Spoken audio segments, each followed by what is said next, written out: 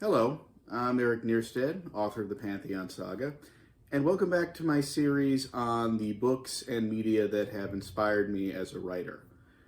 Now, last week I talked about how my mom gave me my first Stephen King book, Different Seasons, and how that taught me about strong character writing and themes and how you could take incredible stories out of everyday things. Now, she was not the only parent that gave me important literature. There was also my father who, when I started getting interested in different kinds of books, and especially fantasy, he pointed me towards the books you see right here, J.R.R. Tolkien's Lord of the Rings Trilogy. Now, I know there are some purists there who might go, well, where's The Hobbit? And yes, I do consider that a great book, and it's a worthy addition to these three here, but I want to talk about the main trilogy today. Now, I don't want to go over the story too much because I think most people are reasonably familiar with it, but as a quick summary, the Lord of the Rings is about a group of beings in a fantasy realm called Middle-earth who find that the ancient ring of power created by Sauron, the Dark Lord of Mordor, has been found, and if it is not destroyed, will allow Sauron to resurrect and spread his evil across all the lands of Middle-earth. Now, of course, the only person who can hold the ring, or seemingly is able to hold the ring without being corrupted by its evil, at least not immediately, is a young hobbit named Frodo, who is tasked with the job of taking it to the one place on Middle-earth where it can be destroyed, the volcano known as Mount Doom, where it was forged.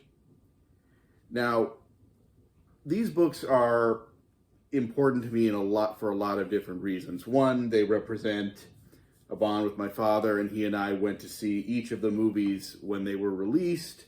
And I will admit, if you do find the text a bit dense, the movies are a good way to help shape the events in your mind and make reading them a little bit easier.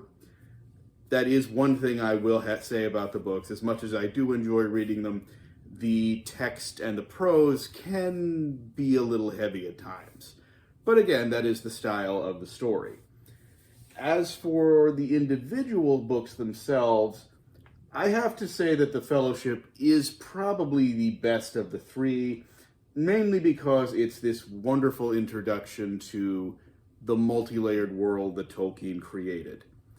In fact, if you go through that one book alone, you're going to see hobbit villages, dwarf mines, elven sanctuaries, and even great cities of men. And to have all that in just one book really paints that picture. And I think that's one of the major things I've taken away from Tolkien's work, that it is very important to plan out the world you are creating and have a sense of what it is like. And I think whether or not it's something as layered as Middle-earth, or even something that's set in a major city, you need to be able to present a feel for it and give the reader a sense of what that world you're making is and how it works. But the other thing I think that I took away from the books, and I think it's the more important thing in all honesty, is it was the first inkling I had of a concept that I've really grown to love, which is that of a fairly large group of diverse characters who have to work together. Now, I say large because in this book we're dealing with at least 9 major characters at the start, and obviously a group that size can be a little unwieldy, but it works here. And that's no reason you can't have a smaller one. But one thing I have loved about it is that it is a major group made up of hobbits and men and elves and dwarves and wizards. And in many ways, it's a group of people who would not work together on their own or not come together, and are now forced to combine their various talents and their various viewpoints to try to achieve one common goal. And I've always really just grown to love that concept, because I think as a writer, it opens up so many portals for you. You know, Tolkien doesn't really comment on it, but there is a quote from Joss Whedon Yes, I'm sorry, I have to mention Joss Whedon for a second. I know, but the man did make some good stuff before everything went down. But concerning his series Firefly, which ironically also deals with 9 people traveling in search of a common goal, he said it's a story about 9 people who are looking into space and seeing 9 different things. And I think it's something that you can apply to what's in Lord of the Rings as well, because you have how Legolas looks at things, you have how Gimli looks at it, how Aragorn looks at it. They all have different views on their quests, different ways of doing it, but they're all trying to get to the same place. And I have always, again, just loved that. And I think this was really the first time I could read that and be real and really just see it come to life on the page. Now, again, as I've mentioned, the text of the book can be a little wordy and a little heavy, and I understand why that can turn people off, but it does not mean that the books are unreadable. You just have to kind of be prepared for that when you go in. And there's also talk that Tolkien has put his experiences in World War I into it. I can't say that I know enough about World War I to really confirm that, but certainly when you look at some of the battle scenes and some of the ways that they describe Mordor and the way it creeps over the land, you can get a sense of Tolkien's experience as a soldier coming in and someone who knew about a great evil.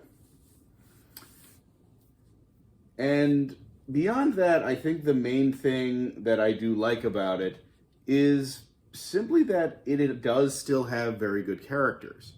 I think most of really great books not only do balance out that great story, which this certainly has, but it gives you some very, very good characters because either you respect them and you want to be them, or you're just fascinated reading about their personality. A character like Gollum, who, depending on what point of the book you're in, you're either feeling very, very sorry for or very, very disturbed by. It's fascinating to read, and I have always said I would love someone to do Gollum on a therapist's couch and just listening to him talk about everything. But again, these books were not only my entryway into fantasy, but they furthered my understanding of character and scope, and really just how much work does need to go into creating a world even before you start writing it.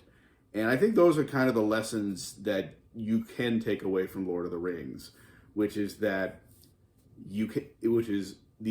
ability to create a great world and to weave so many things into it. There are themes of war, as I've mentioned, but there's also hints of early environmentalism in some cases, the sort of downside of progress when you look at the wizard Saruman, and again, just many different peoples who come together in service of a much greater thing than themselves. And being able to weave in those themes is important for any writer, but you're also getting a great story, which is that other balance. So if you are a young writer who's trying to figure out how to balance out your ideas with telling a story that people are excited about, please start here. I don't think you're going to there are other fantasy books that will give you similar ideas, but this is the head of the table, and this is probably the best examples you're going to get. And over the course of this series, I probably will talk about other books with similar ideas, but for now, if you're looking for now, be ready to go to Middle-earth anytime you're looking, because you're going to find quite a bit of treasure there beyond the One Ring.